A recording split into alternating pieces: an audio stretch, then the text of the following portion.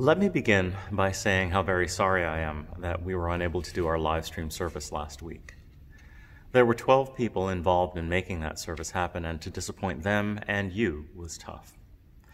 But we had no control over what happened with Zoom. On a certain level, we're all at the mercy of technology right now. Even today, with this recorded message, that's true. And I want you all to note that there is no slick opening, no title, no editing, at least for this part of the message. I wanted you to see what happens when I don't spend 6 hours on a Saturday putting together this worship package. And that's just my time.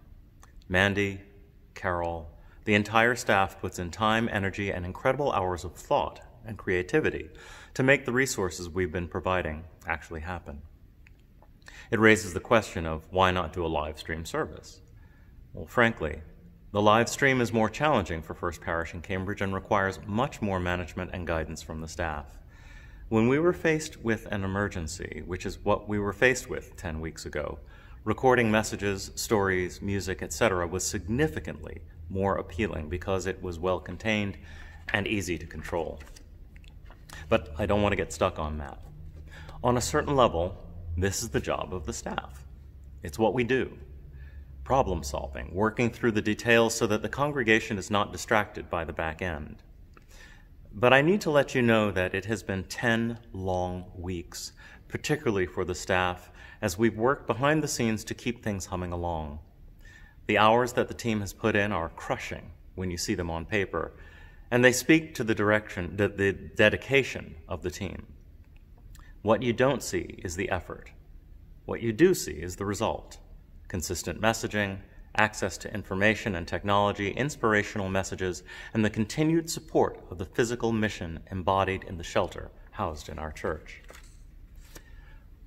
What you also don't see is the extensive contact, support, and effort that the staff has put into addressing pastoral needs. If you haven't called on us because you haven't felt the need, I'm grateful for that piece in your life. If you have called on us, on behalf of the team, we are grateful for your trust and will always answer the call.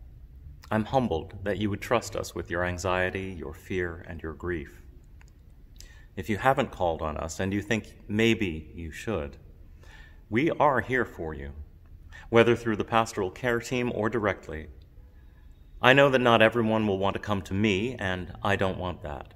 But I do want you to recognize that now and always, any member of the staff is part of a core team that is, by extension, part of pastoral care. They are not just committed to programming and content, but they are each invested in your wellness as part of this community. We will work in whatever way we can within our training and skill set to help you. The heart of the job of the staff is holding this community. Although this work is not public, confidentiality is essential.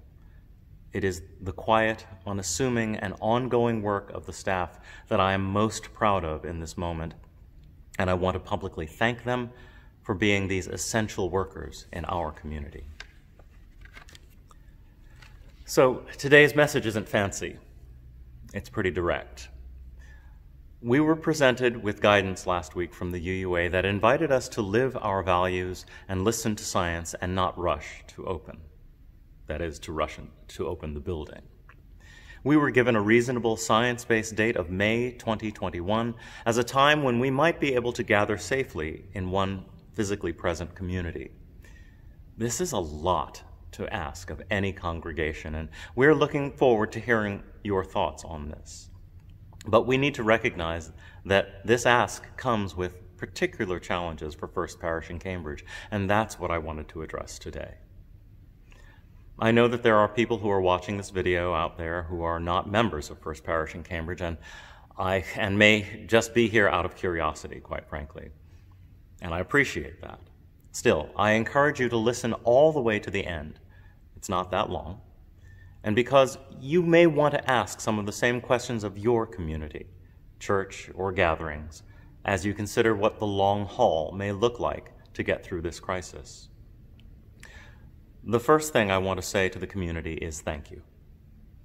Thank you for those of you who have continued to find ways to stay connected. Thank you To those of you who have engaged the various materials available on YouTube and in other places, thank you to those who've created the ways to see and hear connection. Thank you to those of you who have been patient with this process, recognizing that it is a moving target for both the staff and the board to figure out. Thank you to our response team. Thank you all for staying safe. The next thing I want to say is that we need all of your help. As we shift from an emergency footing to one of sustainability, leaning as heavily as we do on the staff is not something that will be healthy. This doesn't mean for everyone to just go and make up things to do in the community. More stuff to do is not the challenge. What it means is recognizing that you have leadership in both the staff and the board, and approaching them with an offer to help will be greeted by gratitude and any number of options. For example, religious education needs a different level of commitment from volunteer teachers when we're looking at a world where parents who have been heavily relied on in the past are already doing double time with their kids. Music needs people who are going to reach out to Jonathan with ideas and content and ways to actively and intentionally keep the community of musicians strong. Operations can use help with communications and growing our capacity to share and invite information. Worship and pastoral care can use people who are good listeners or willing to learn how. And we need a team of technical wizards to help us manage the platform's production and media required of us. And there's so much more. What I'm naming here is the infrastructure of our community. I'm asking for your help to get your hands dirty and help us create what amounts to the virtual framework for the other aspects of the church to hang from. There is no work of the church if there is no church, and the church isn't a building. It is the people and how they are in relationship with each other. In December, I spoke to the ministry teams about building relationships and asking why and how we are in relationship with each other. I did this not knowing there would be a stay-at-home order or a global pandemic, but recognizing that the fabric of any healthy community must be sewn through with fibers that are stronger than any challenges of weight or wear that may come their way. Meeting with the staff recently, we came up with some words I'd like to share. These words may be the beginning of a roadmap for us to face the next stretch of time, however long it may last. Connection, relationship, ritual, and practice. I want to ask you in this moment, as we go forward, to think of these not as standalone entities, but as a continuum. Connection, relationship, ritual, practice. We begin by making connections. We meet people, we come to a first parish in Cambridge, and this is where it begins. We like the music and the messages, we stay. We make connection. And then we build relationships. We learn people's stories. They invite us to share ours. We cultivate trust and interdependence. We get to know one another. And most importantly, we learn to care about each other. But then there's ritual. Here is where I think we as First Parish in Cambridge have an opportunity to grow. This is where our connection and our relationship moves from being like a nonprofit or organizing collective into being a community of faith. We look to the ways we demonstrate our connection and relationships with each other. We return to milestones, weddings, memorials, bridging, chalice lighting, and more. We create opportunities to share our emotional selves. This is tough right now because we're challenged by the one ritual that most of us take for granted, physically gathering in person. Even if we don't know each other, the act of coming to the same place is a ritual. Without this, we, all of us, need to work extra hard to create and hold ritual dear for the community. And finally, there is practice.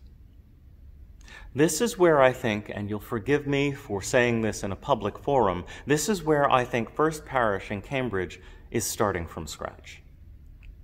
Practice is the commitment to return to the rituals, to constantly rededicate the relationships, and having ways to invite and recognize new and existing connections. Practice is the motivation that says, I know my thread of connection, relationship, and ritual is not alone, but part of a bigger woven fabric. If you are a member of First Parish in Cambridge, I hope you can hear this message not as a scold or as shaming. If you are a member of another community, I hope you will ask these questions of yourself and of your leadership. No one promised us this would be easy. The staff has accepted that and is committed to continuing to work through what we need to do to have that moment when we're all gathered in the meeting house again. No one is giving up. But we all need to reimagine how we actively practice being church. How do we church? More importantly, how do we church so that we continue to church through this moment and well into the future? May it be so.